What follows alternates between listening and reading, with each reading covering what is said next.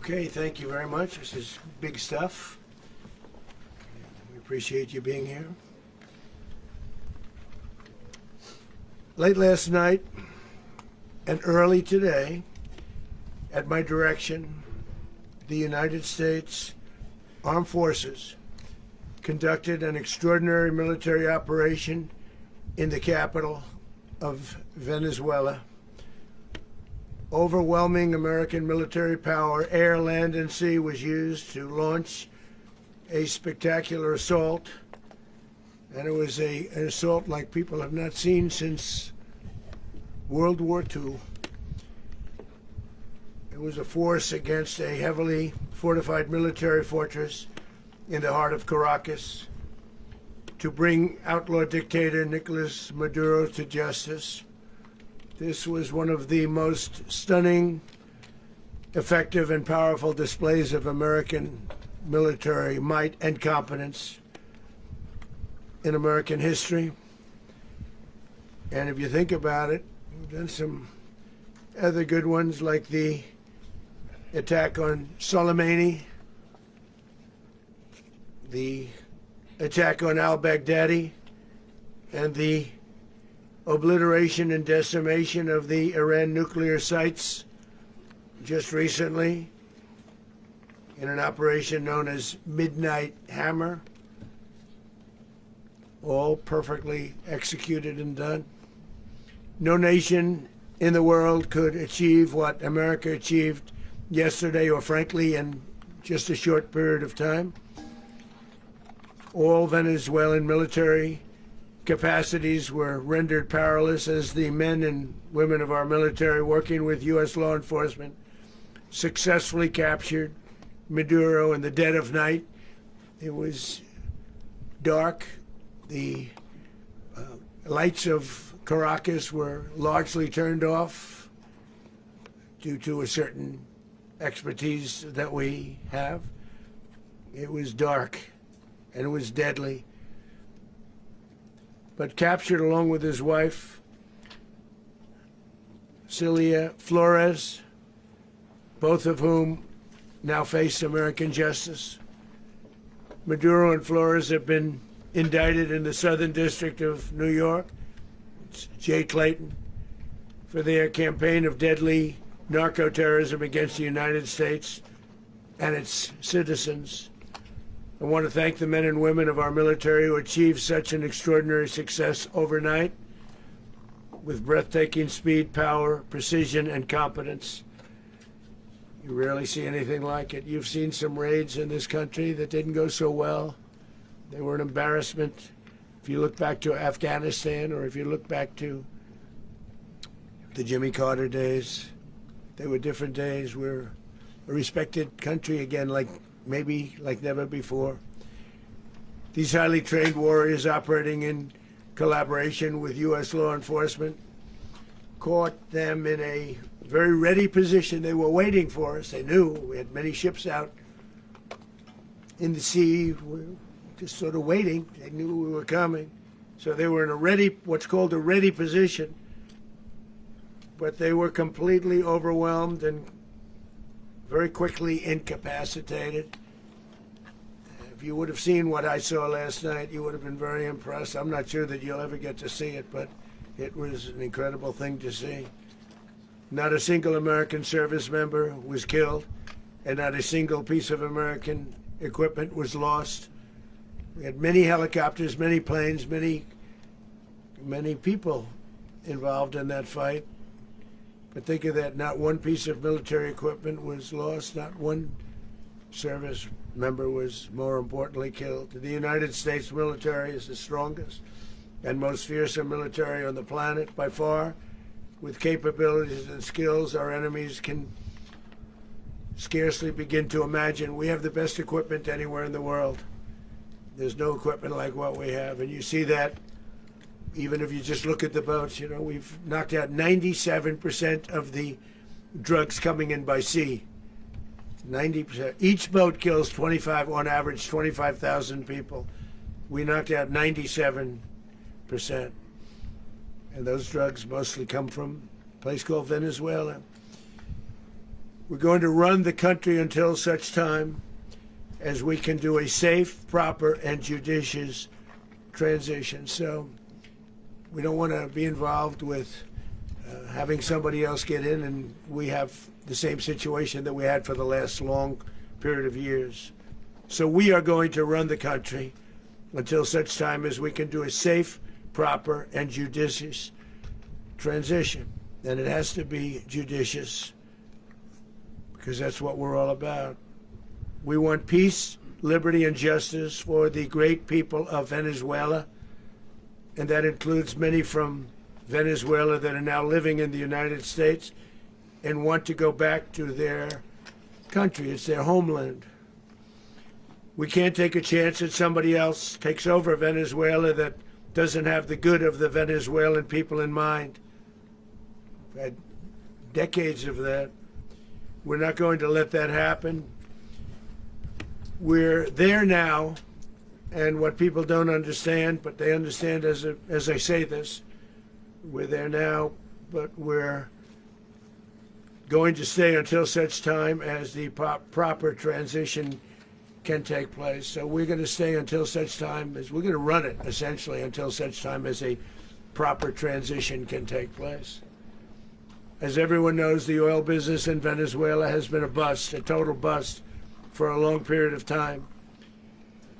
They were pumping almost nothing by comparison to what they could have been pumping and what could have taken place.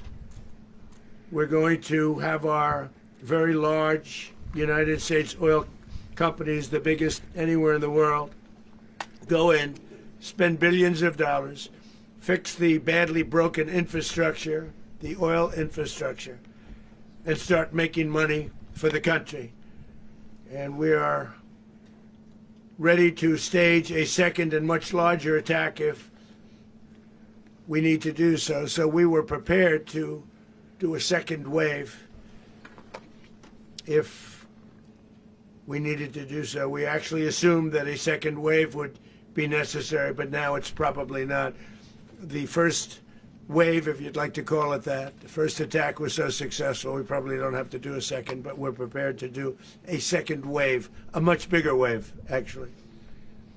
This was pinpoint, but we have a much bigger wave that probably won't have to do. This partnership of Venezuela with the United States of America, a country that everybody wants to be involved with because of what we were able to do and accomplish, will make the people of Venezuela rich, independent, and safe.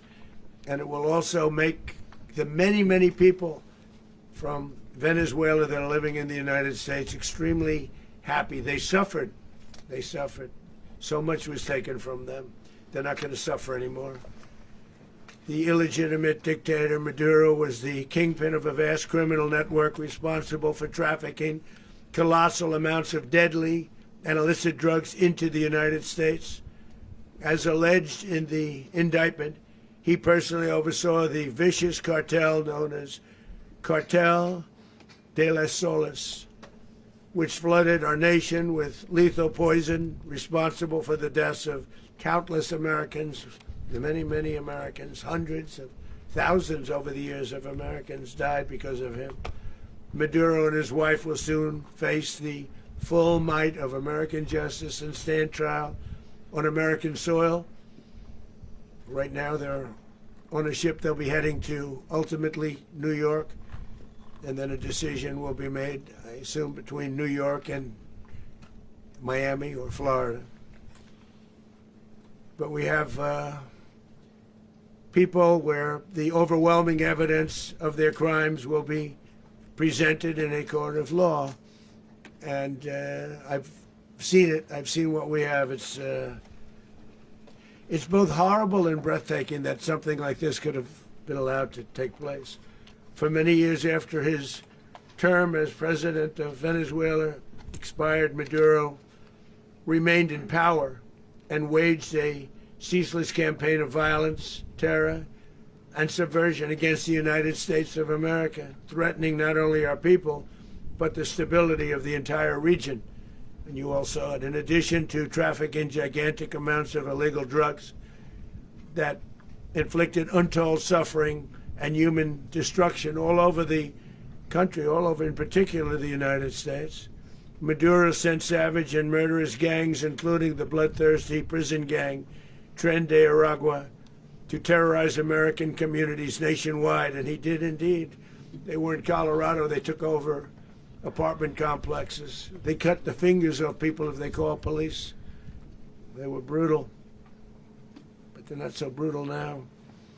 And I just have to congratulate our military, Pete and everybody, and our National Guard, because the job that they've done, whether it's in Washington, D.C., where we have a totally safe city, where it was one of the most unsafe cities anywhere in the world, frankly, and now we have no crime in Washington, D.C. We haven't had a killing. We had the terrorist attack a few weeks ago. A little bit of a different kind of a threat, but we haven't had a killing in a long period of time, 6-7 months. We used to have two, on average, 2 a week in Washington, our capital. We don't have that anymore. The restaurants are opening. Everyone's happy.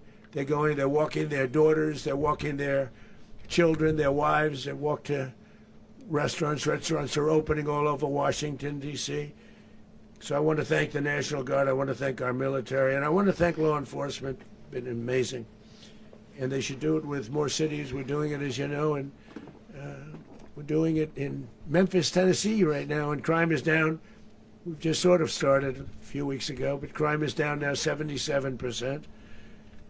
And the governor of Louisiana called, great person, and he wanted us to help him, as you know, in a certain very nice part of Louisiana.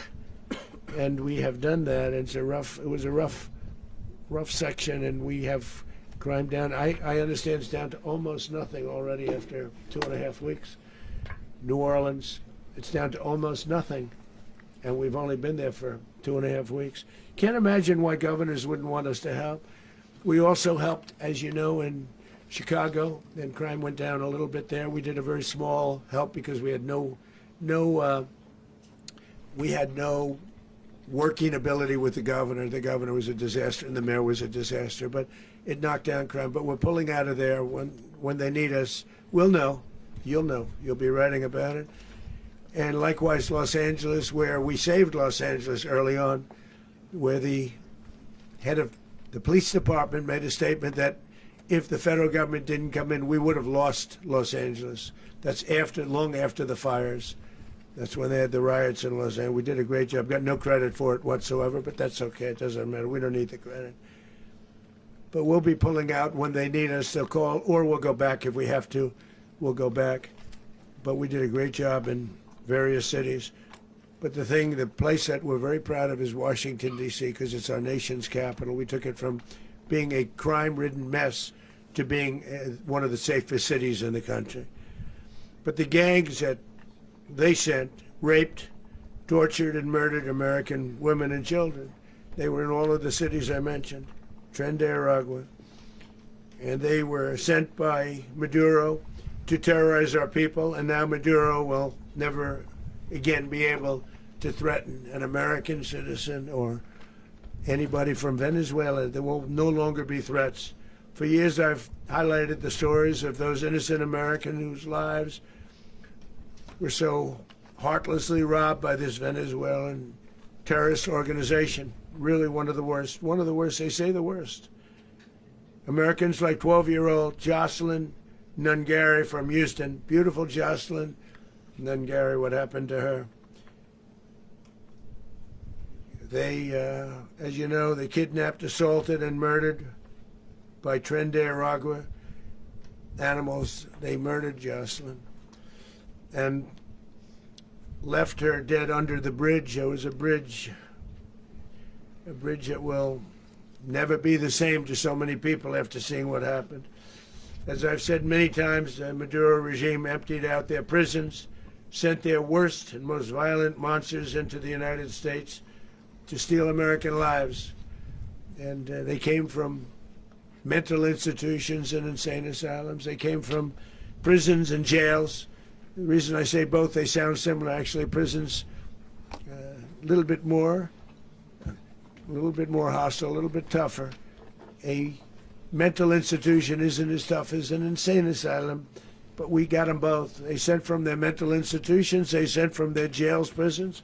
They were drug dealers, they were drug kingpins, they sent everybody bad into the United States.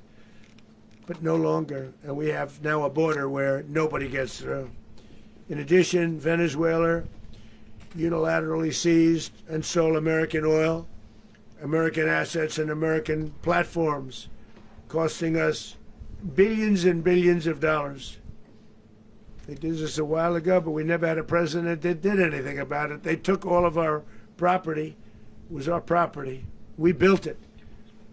And we never had a president that decided to do anything about it. Instead, they fought wars that were 10,000 miles away.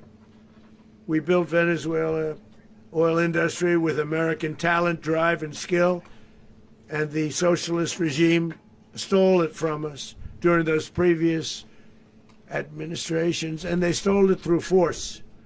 This constituted one of the largest thefts of American property in the history of our country.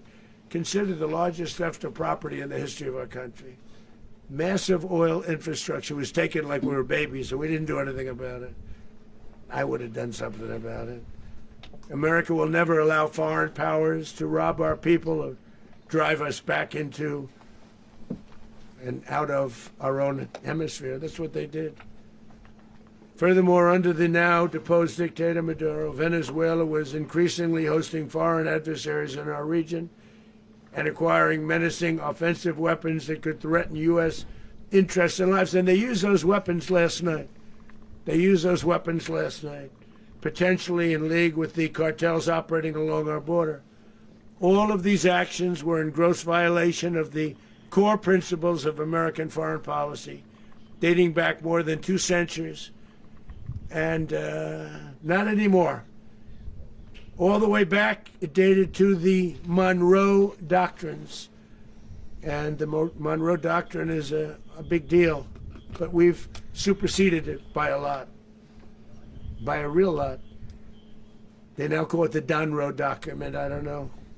It's Monroe Doctrine. We sort of forgot about it. It was very important, but we forgot about it. We don't forget about it anymore. Under our new national security strategy, American dominance in the Western Hemisphere will never be questioned again. Won't happen. So just in concluding, for decades, other administrations have neglected or even contributed to these growing security threats in the Western Hemisphere. Under the Trump administration, we are reasserting American power in a very powerful way in our home region. And our home region is very different than it was just a short while ago. The future will be, and we did this in my first term. We had great dominance in my first term, and we have far greater dominance right now. Everyone's coming back to us. The future will be determined by the ability to protect commerce and territory and resources that are core to national security. These are core to our national security.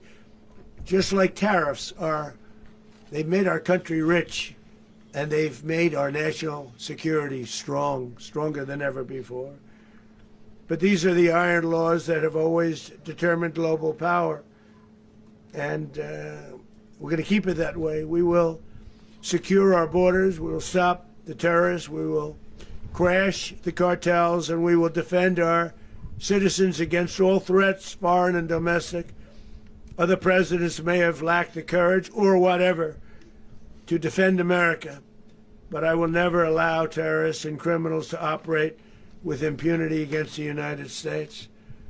This extremely successful operation should serve as warning to anyone who would threaten American sovereignty or endanger American lives. Very importantly, the embargo on all Venezuelan oil remains in full effect. The American Armada remains poised in position, and the United States retains all military options until United States demands have been fully met and fully satisfied. All political and military figures in Venezuela should understand what happened to Maduro can happen to them, and it will happen to them if they aren't just, fair, even to their people. The dictator and terrorist, Maduro, is finally gone in Venezuela. People are free. They're free again. It's been a long time for them, but they're free. America is a safer nation.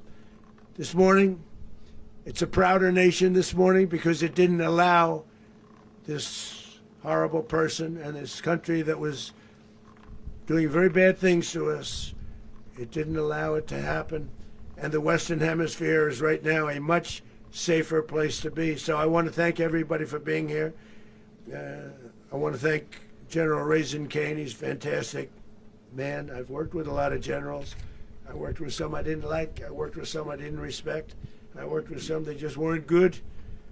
But this guy is fantastic. I watched last night one of the most precise attacks on sovereignty. I mean, it was an attack for justice. And I'm very proud of him, and I'm very proud of our Secretary of War, Pete Hegseth, who I'm going to ask to say a few words. Thank you very much.